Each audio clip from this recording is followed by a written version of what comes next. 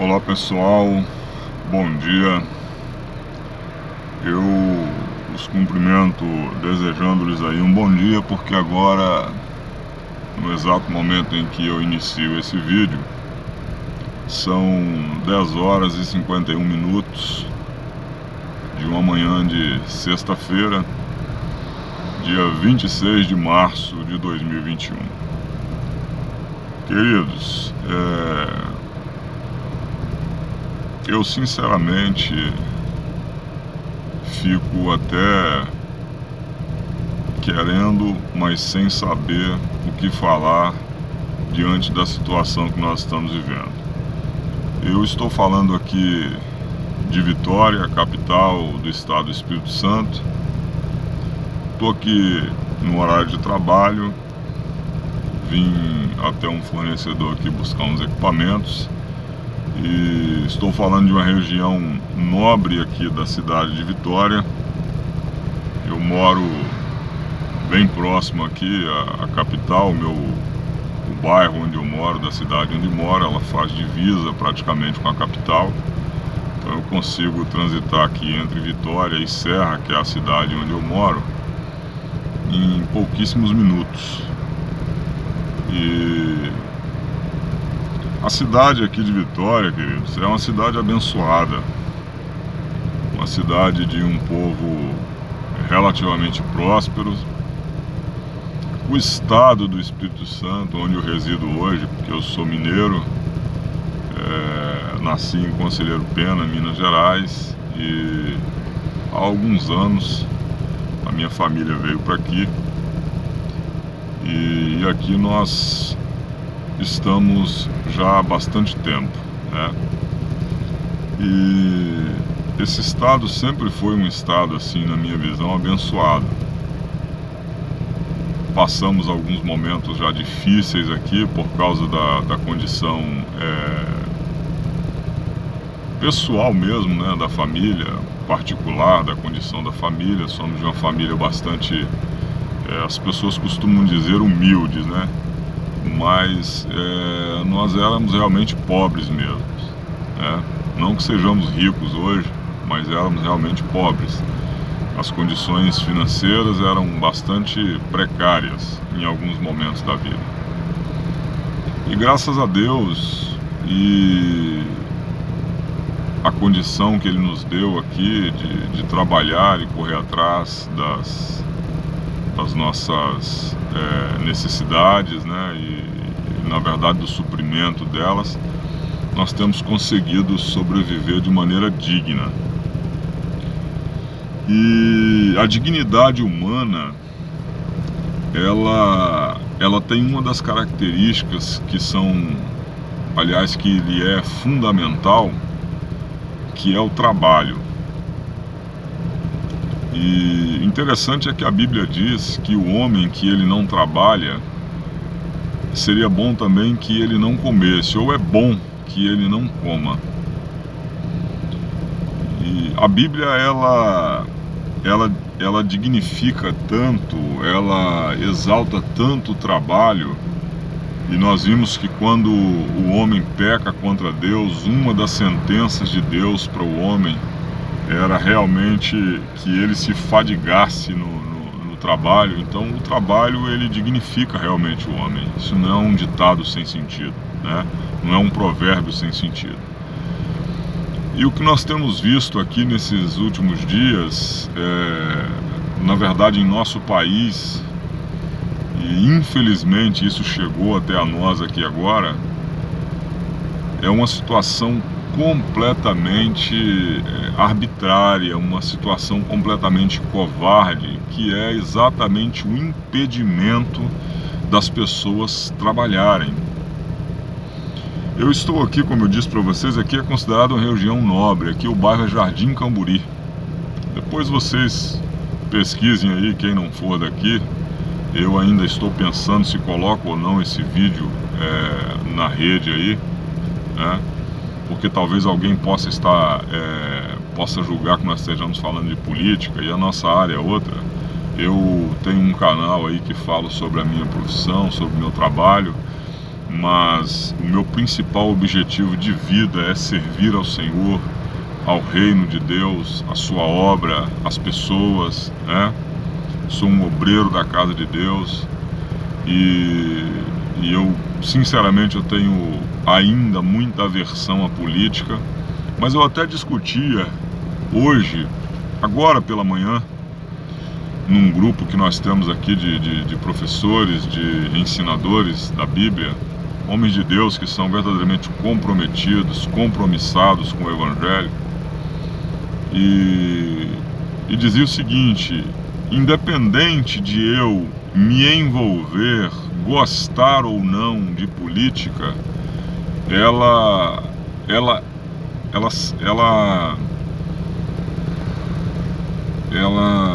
como é que eu vou dizer, irmãos? Ela afeta diretamente a minha vida. Por exemplo, o governador do estado aqui do Espírito Santo, o senhor Renato Casagrande, ele resolveu ontem fazer um pronunciamento na televisão. Já há alguns dias ele vem com atitude estranha, e ele resolveu fazer ontem um pronunciamento na televisão, e eu vi isso na televisão por acaso, porque eu nem tenho televisão, não é porque eu seja santarrão, né? Porque alguns religiosos que irão assistir aí talvez possam dizer isso, mas é porque eu fiz essa opção.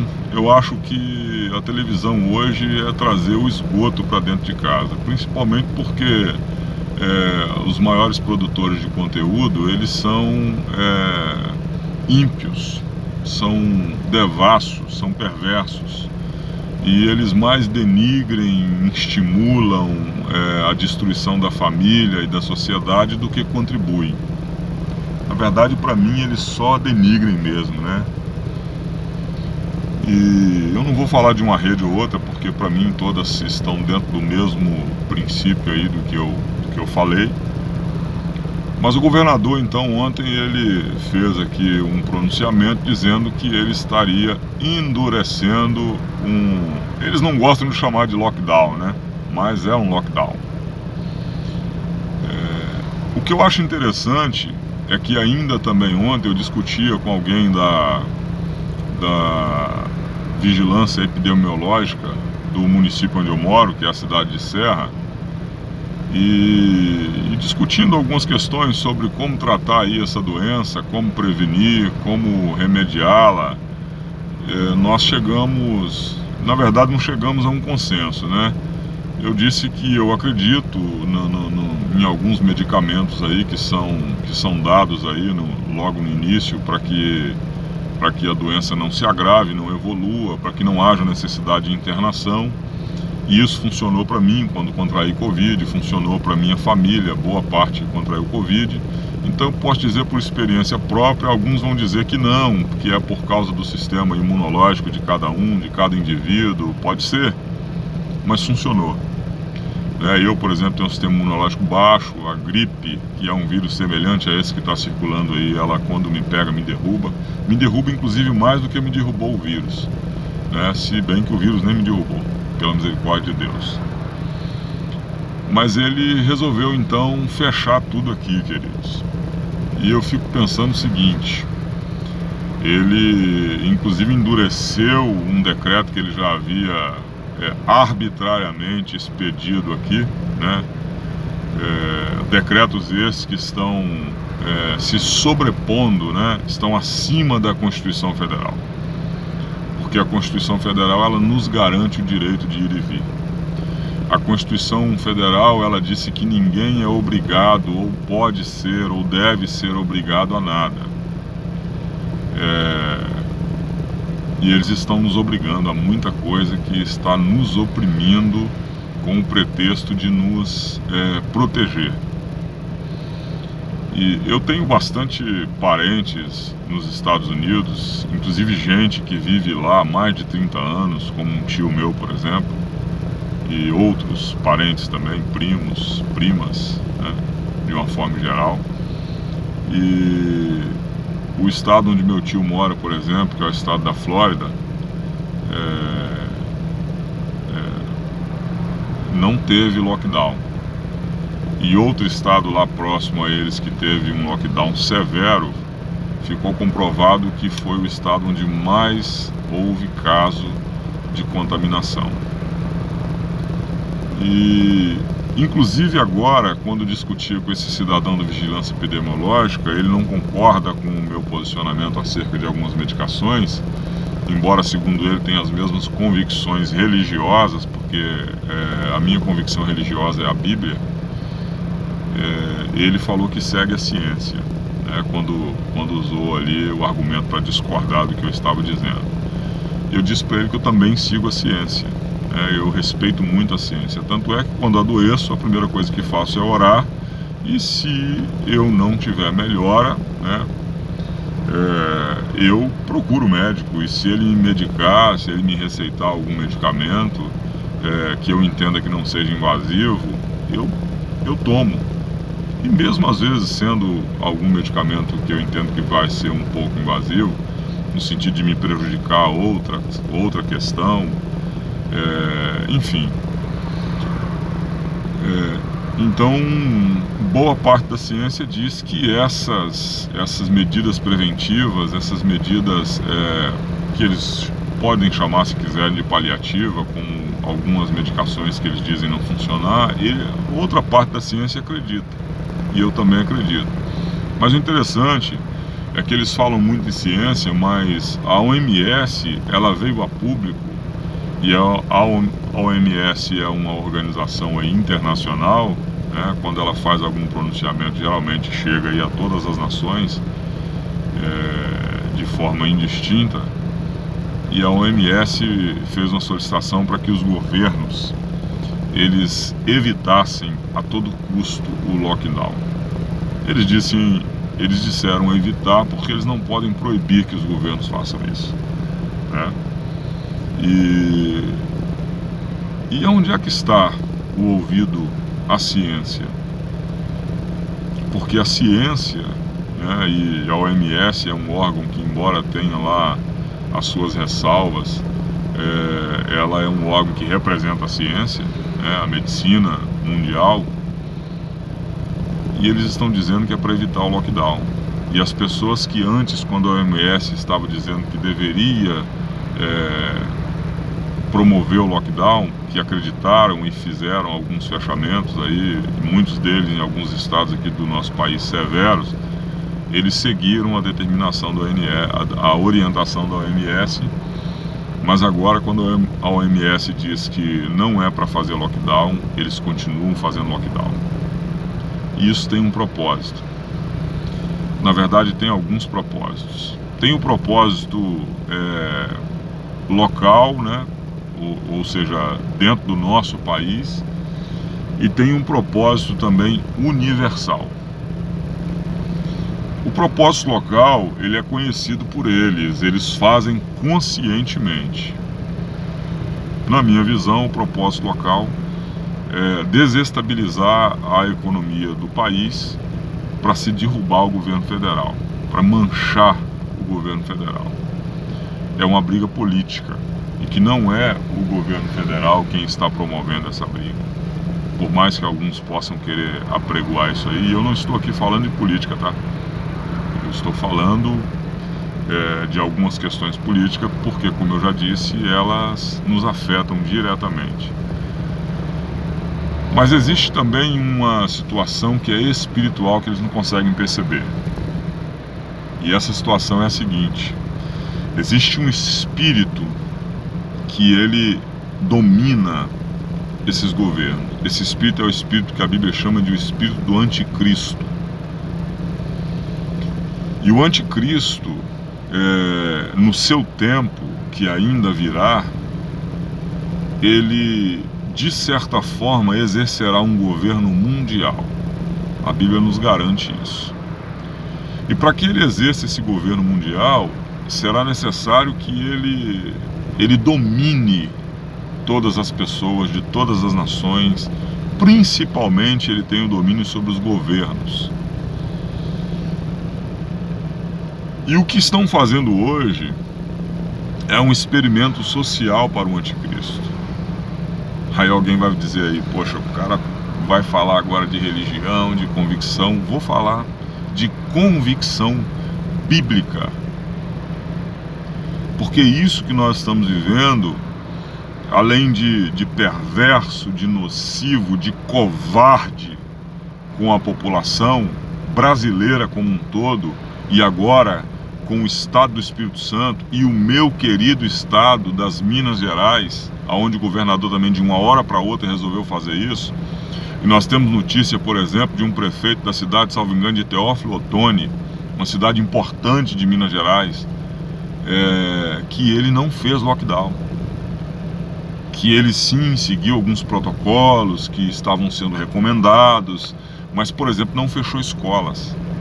E aqui os nossos alunos, os nossos filhos estão sem estudar há praticamente um ano. Ensaiaram agora um retorno, ensaiaram agora um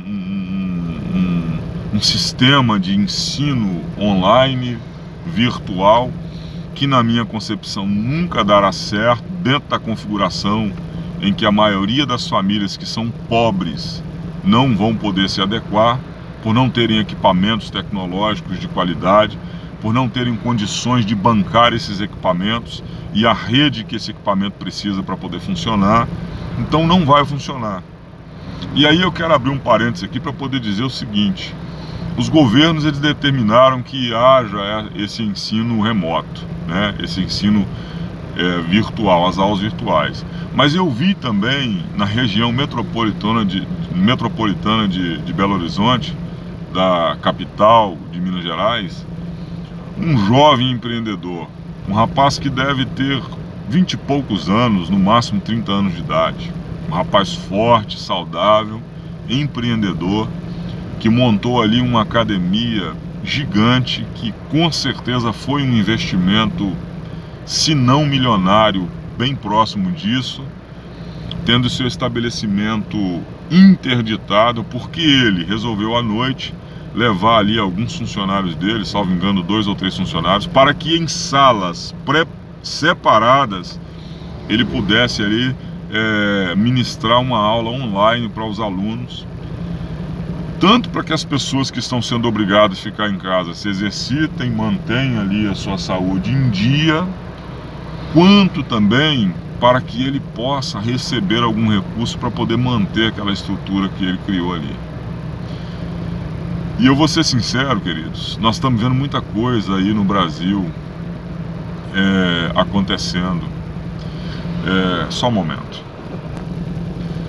E essas coisas que estão acontecendo, elas são absurdas, como por exemplo, vimos aí em um estado da federação, uma senhora que estava vendendo picolé, sendo presa pela guarda daquele estado, municipal, acredito, não sei se metropolitano ou municipal, mas era uma guarda civil, por um cidadão, um guarda que devia ter aí mais de 50 anos de idade, provavelmente. Essa senhora tinha mais de 60, ou tem mais de 60, eu quero crer que ela esteja bem, que Deus possa estar abençoando a vida dela, e da sua filha deficiente, que vinha na mente daquela senhora quando ela gritava desesperadamente para que alguém a ajudasse, porque ela estava sendo violentada ali. Ela estava machucada no chão, com um cidadão que devia pesar mais de 100 quilos, ajoelhado sobre as costas dela, prendendo-a no chão, mantendo-a no chão, e ela gritando desesperada para que a soltassem, para que alguém a ajudasse, porque ela estava sendo machucada, ela estava sentindo dor, e ela estava ali com o seu carrinho vendendo picolés, porque ela tinha uma filha deficiente em casa, e essa filha dependia dela. É uma atitude muito covarde. E tantas outras que vocês estão acompanhando aí na mídia televisiva, mas principalmente na mídia paralela, que são jornais aí que são transmitidos aí via rede na internet, que inclusive eu quero aqui dizer que na minha concepção são os mais confiáveis hoje, até porque o que se diz na rede fica gravado na rede e você tem como consultar, e fazer verificação dos fatos depois, e na televisão eles só mostram aquilo que eles querem, e depois também eles podem dar um sumiço na imagem e você não tem mais como. Me chamou muita atenção, me entristeceu muito a situação daquela senhora, mas me entristeceu muito também a situação desse jovem rapaz aí em Belo Horizonte. Mas aqui no estado do Espírito Santo, só para fechar a questão do rapaz em Belo Horizonte, me deu muita tristeza, me causou até dor, angústia na alma, ver um jovem forte que poderia ter se insurgido contra, não estou dizendo que deveria, estou dizendo que poderia ter se insurgido contra aquelas pseudo-autoridades, porque pessoas que cumprem ordens ilegais, para mim não são autoridades, não são consideradas autoridades. E aqueles agentes, estava ali uma mulher, uma fiscal, hostilizando aquele rapaz, dizendo que ele os estava querendo fazer de besta. E o rapaz com muita educação, esse vídeo está aí na rede, vocês podem verificar, com muita educação, não entendendo, não aceitando aquela situação como seria comum, normal de qualquer cidadão de bem, tentando argumentar com eles e ela dizendo que ele os estava tentando fazer de bobos, né? E isso é muito triste, isso é muito dolorido, porque se aquele rapaz se insurgisse contra eles, eles não iam conseguir segurá-lo. Muito provavelmente acontecesse ali uma tragédia, porque eles só iam poder pará-lo usando algum artifício letal. E eles estavam armados, pois eram guardas municipais. E esse absurdo está chegando aqui. Já existe aqui na orla de algumas praias aqui agentes questionando as pessoas que estão na areia. Nós vimos aqui alguma coisa muito velada, mas já acontecendo. E agora a minha preocupação é que o governador nesse momento ele decreta um fechamento total. Os supermercados que são considerados aí essenciais, né?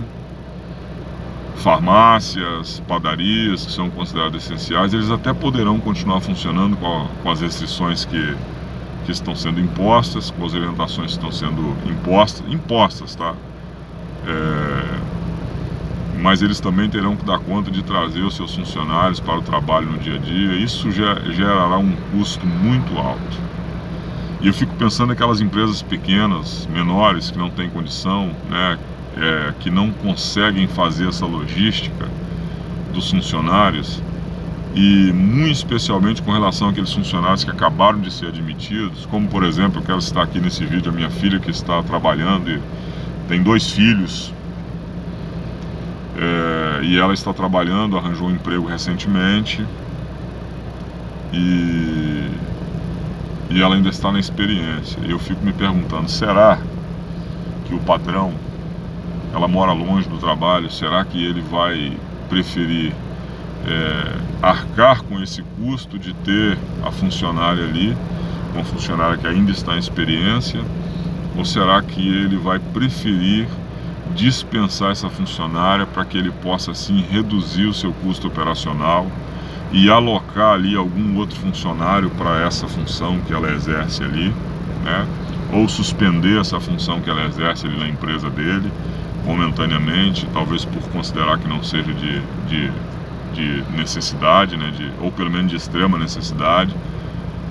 E o que eu estou dizendo aqui é só um exemplo que me veio à mente, não é porque eu estou preocupado com a minha filha em si, porque ela tem o pai dos filhos, temos nós que podemos ajudar, né, tem outra parte da família, enfim. Mas a minha preocupação é quantas pessoas estão na situação que eu acabei de narrar aqui.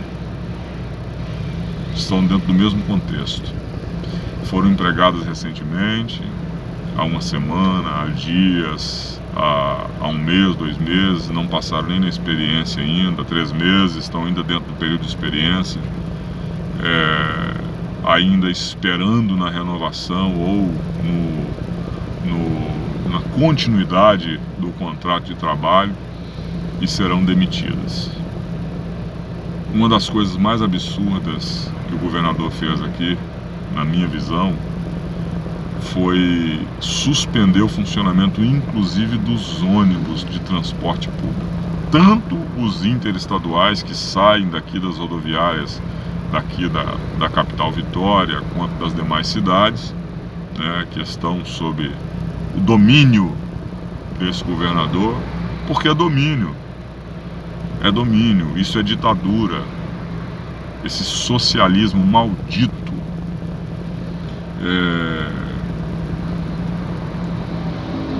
Quanto também os ônibus, as linhas de transporte municipais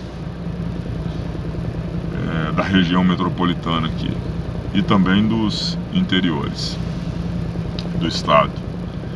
Eu fico pensando o seguinte: aí vão funcionar as UPAs, os hospitais, supermercados, farmácias, e graças a Deus aqui dentro da região metropolitana nós temos bastante recursos, né? São vários supermercados. Eu moro num bairro pequeno também, mas que tem, só dentro do bairro, tem 2 supermercados de médio porte, 1 de pequeno porte, várias padarias, 2 farmácias, né?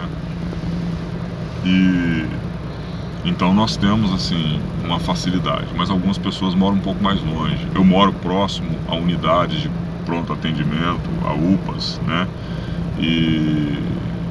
Mas também tem um veículo, né, que pela misericórdia de Deus está funcionando ainda. Pela misericórdia de Deus hoje ainda está abastecido. Então eu tenho assim uma certa facilidade. Eu posso socorrer alguém que esteja próximo precisando de um auxílio, mas e aquelas pessoas que não têm? Aquelas pessoas que precisam do ônibus não só para ir para o trabalho, mas caso precisem ir para um médico, ao supermercado, fazer a compra do mantimento da sua casa. Enquanto ainda tem recurso para isso, como é que vão fazer? Que não tem condição de pagar um Uber, de pagar um táxi, de pagar a gasolina a alguém para poder... Porque tem pessoas que elas até socorrem, mas até devido à sua condição financeira, elas não têm condição de bancar esse socorro. O máximo que elas podem fazer é colocar o carro à disposição e até dirigir, mas elas vão precisar de uma ajuda no combustível até para dar um socorro. Infelizmente essa é a situação de muita gente. E como vão fazer essas pessoas? Aí eu gostaria que esse questionamento chegasse até o senhor governador Casagrande. Como vão fazer essas pessoas? O governador ou os governadores, bem como todo o funcionalismo público do qual eles fazem parte, eles são pagos pela população, eles são pagos pelo cidadão de bem, pelos empresários que trabalham, pagam seus impostos, pelos consumidores, e não são contribuintes, não, são pagadores de impostos. Porque contribuir, eu contribuo com a obra de ação social, com a igreja, né, com alguém que me pede ajuda, aí eu contribuo. Agora, no caso do Estado, nós somos pagadores de impostos, porque nós somos obrigados a pagar. O Estado ele não nos dá a opção de, se esse mês você ganhou 100 mil reais, mas você quer aí dar, eu vou dar só 100 reais aí, né, de imposto esse mês, porque eu preciso dos outros 99.990 reais, e 900 reais, aliás. Não, ele não te dá essa opção. Ele vai fatiar e embolsar uma boa parte desse seu rendimento. Então, inclusive o governo federal, ele baixou e zerou o imposto, né, sobre alguns combustíveis aí, sobre o diesel e sobre o gás, salvo engano. Mas alguns governos estaduais, e aqui no Espírito Santo não foi diferente, eu não sei dizer exatamente se já está em vigor, mas o governo aqui já anunciou o aumento, por exemplo, do ICMS, que incide também sobre, né, os bens de consumo aí, inclusive sobre o combustível. A que ponto nós chegamos? Para mim, com todo o respeito que ele merece, essa atitude do governador ela é covarde, ela é nefasta, ela é imoral, além de inaceitável, ela é cruel. E eu poderia aqui passar aqui horas elencando aqui alguns adjetivos que mostram o tamanho da imoralidade da atitude desses governos. E eu não estou aqui me insurgindo contra a autoridade, amaldiçoando, maldizendo a autoridade, não. Estou falando da realidade. Como cidadão eu tenho esse direito. E eu tenho consciência da obediência, da honra que eu devo às autoridades. Porque a Bíblia me ensina isso. A Bíblia diz que nós devemos ser obedientes às autoridades. Nós devemos honrá-las e inclusive orar por elas. E nós temos feito isso. A igreja tem feito isso. Eu tenho feito isso. Mas isso não me impede de me indignar com a situação imposta a nós por esse governo. E eu vou falar desse governo aqui, e vou falar também do governo de Minas. Estou falando do governo de Minas porque eu resido aqui, boa parte da minha família reside aqui no estado do Espírito Santo, embora sejamos mineiros, mas a maior parte deles estão em Minas Gerais. Só que a Bíblia diz que eu preciso ser obediente. Ela não diz que eu tenho que ser subserviente. Existe um abismo muito grande entre a obediência e a subserviência. E eu não posso, em nome da obediência, ser subserviente. A obediência é o ato de obedecer. E a subserviência é o ato de você ser colocado sob o domínio alheio. E é isso que eles estão fazendo com o povo. A subserviência, ela diminui e avilta o homem e a sua dignidade. E quando eu digo homem, eu estou falando do gênero humano, que somos os únicos seres capazes de raciocinar. Agora raciocinem comigo. Como é e por que nós vamos continuar nos submetendo a tudo isso, sendo subservientes?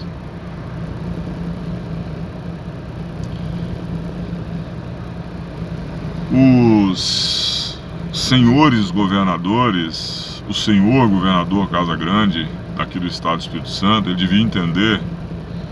Deixa eu fazer uma analogia aqui com o pastoreio bíblico. A Bíblia, ela recomenda aos pastores que eles coloquem o seu coração sobre o gado. O gado aqui, eu vou dar até algum aí, uma arma aí para aqueles que gostam de chamar aí os bolsonaristas, né, de gado. Porque a Bíblia diz que o pastor deve colocar seu coração sobre o gado. Por quê? Porque o gado, ele é dependente daquele que cuida dele. Então a Bíblia, quando diz isso, ela diz que o pastor ele deve colocar o coração sobre as ovelhas. E as ovelhas, elas são animais assim muito sensíveis, muito delicados. E precisam de cuidado, de bastante cuidado. Os governadores, eles foram, e a Bíblia diz que não há autoridade que não foi constituída por Deus. Os governadores, eles foram permitidos por Deus estar sob o governo de algum estado ou de um país para poder governar para o povo, para poder ajudar o povo, alimentar o povo, curar o povo, tratar o povo. E o que os senhores governadores estão fazendo é maltratando, denegrindo, destruindo a saúde, a economia